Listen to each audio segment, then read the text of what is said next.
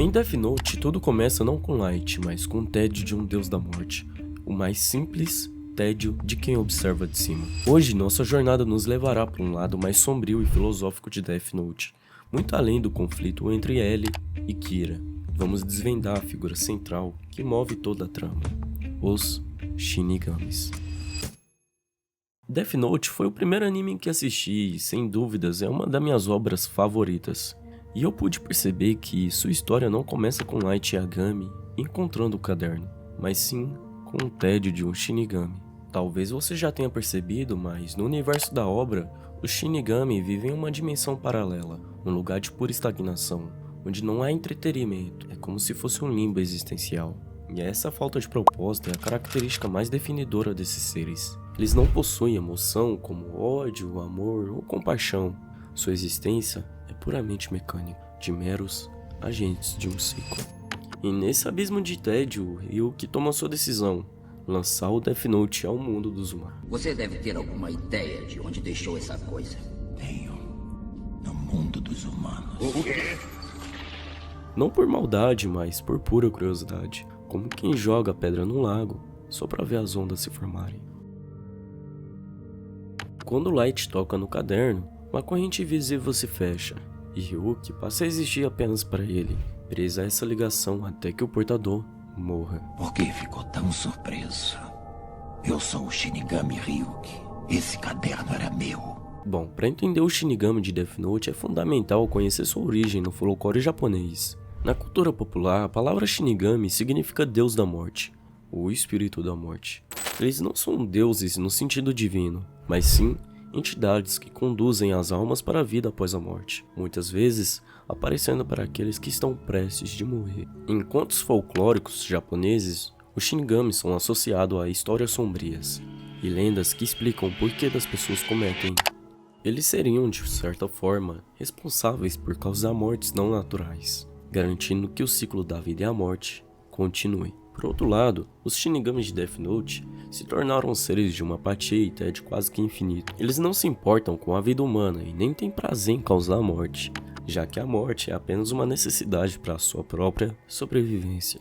Já que a principal razão de um Shinigami e a única coisa que os diferencia de um simples ser morto-vivo é a morte, pois para sobreviver eles precisam escrever nomes em seu Death Note, e a cada morte que eles causam, adiciona o tempo de vida restante do humano ao seu próprio, tornando-os basicamente imortais. E quando for sua vez de morrer, ele virá para mim para que eu escreva seu nome no meu Death Note. A menos que uma regra específica seja quebrada. Uma das regras mais cruciais é que um Shinigami não pode matar um humano para prolongar a vida de outro que ele goste. Essa regra foi criada para evitar que os deuses da morte se intrometam em assuntos humanos, influenciando o destino de quem eles preferem. Então, os Shinigamis não são meros figurantes. Eles são um pilar central que sustenta toda a narrativa de Death Note. Eles são um catalisador que transforma um thriller psicológico em uma profunda meditação sobre a moralidade.